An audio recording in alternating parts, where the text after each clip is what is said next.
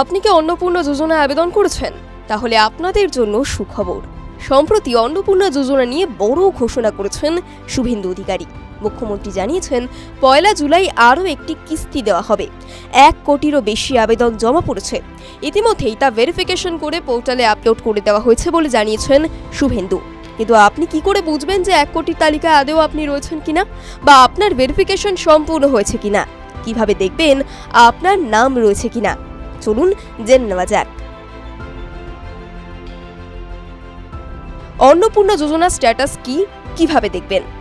অন্নপূর্ণা যোজনায় আবেদন করার পর স্ট্যাটাস দেখতে পাবেন সোশ্যাল সিকিউরিটি পোর্টালে।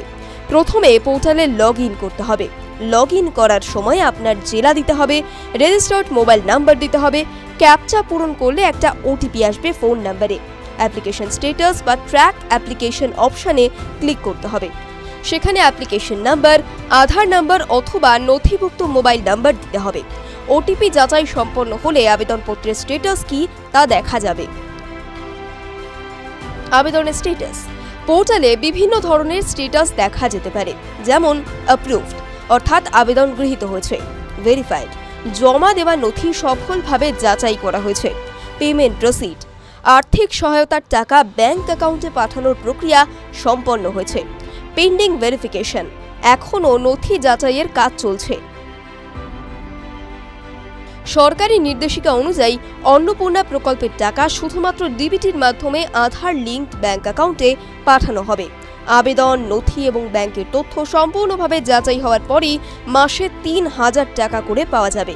সরকারি সূত্রে জানানো হয়েছে, ভুল তথ্য বা অসম্পূর্ণ যাচাইয়ের কারণে টাকা পেতে দেরি হতে পারে। সম্প্রতি মুখ্যমন্ত্রী জানিয়েছিলেন, 1,05,00,000 অ্যাকাউন্ট ভেরিফাই হয়ে গিয়েছে। ভেরিফিকেশন যে সম্পূর্ণ হয়েছে তাও আপলোড করা হয়েছে পোর্টালে। তারা 1 জুলাই 3,000 টাকা পেয়ে যাবেন।